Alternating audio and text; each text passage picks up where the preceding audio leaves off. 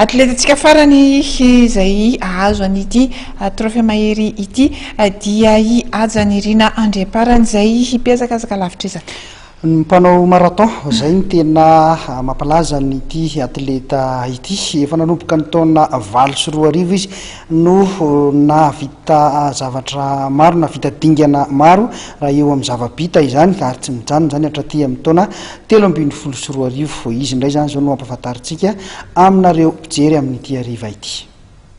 Isan'ireo atleta no safidin'ny mpanao gazety ara-panatanjahantena eto amin'ny MATV hotolorana trophée mahery ihany koa i Ajany Rina Andriaparany. Raha ny momba azy dia zanak'Andriamatoa Randrianarivelo GG Eugène izay mpiazakazaka vahiny tao anatin'ny klubany Knaps izy. Tao amin'ity klubany Knaps ity i Ajany Rina Andriaparany no nanomboka ny azakazaka ny taona 2017 skady kade izy tamin'izany. Arak'izany dia irainy no namolavola azy ho lasa mpanao azakazaka lavitrezaka. No safidiny manokana io azakazaka lavitrezaka io izay hita mifanety tamin'ny toe-batany. Nanomboka teo amin'ny skady junior, amin'izay dia nisongadiny Aja ary nanomboka nandrobaka anaram-boninahitra maro teto Madagasikara. Ny taona 2024 izy dia nifindra ho atleta ny Kosfa indray. Niaiky ny fahaizan'ity atleta ity ny teo anivon'ny Kosfa ka nitazona azy ho miaramila raikitra. Nanomboka teo dia niaratra ny voninahitry ny tafika malagasy i Ajany Rina Andriaparany.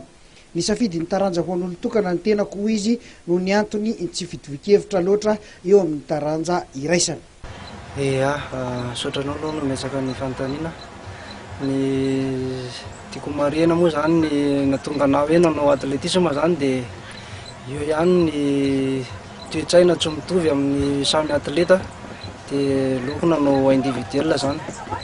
Ny zavatra nisongadina angamba dia teo anivon'ny cross du quartier no nahafantarany olona anahy tamin'ny fahazazana zany, dia nanomboka niditra teo amin'ny hoe licencié moa zany aty amin'ny fédération zany, dia voatery nanao compétition nationale zany, dia teo amin'ilay compétition nationale io zany nitovizana, dia niezaky ny tazona an'ilay vokatra foana jusqu'à hatramin'izao. Nitondra inona teo amin'ny fiainanao manokana ny taranja fototra atletisme?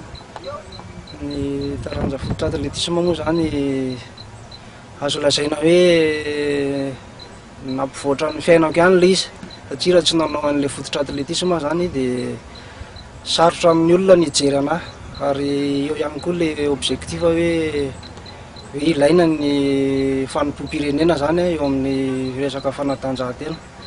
Dia raha tsy nanao an'ilay fanatanjahantena zany sarotra amiko ihany koa ny hiditra tao anatin'ny club Kosfa zany, satria nisy vokatra zany tao hitan'ny zareo zany, dia niezaka nanatsara an'ilay izy dia voatazona ho atao amin'ny Kosfa ihany. Inona mbola tanjona eritreretiny Aja ho atao anatin'ity taranja ity? Ny tanjona zany dia amin'ity 2014 ity moa zany ny préparation tena goavana, dia ny compétition natao tany Mali zany azo lazaina hoe taratra hijerena ny performance ihany. Dia ao ihany koa ny Corée Avaratra izay amin'ny 13 avril ho avy izao, dia eo ihany ny objectif zany 2015 Jeux de Sille, dia après Jeux de Sille mieritseritsy ny tady an'ilay minima zany 2018 minima, dia mba miparticiper Jeux olympiques amin'ny 2015.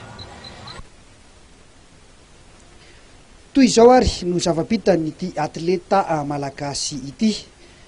Ny taona 2024 sy ny 2024, fa ny talohan'izay dia efa maro ny anaram-boninahitra efa azony Aja.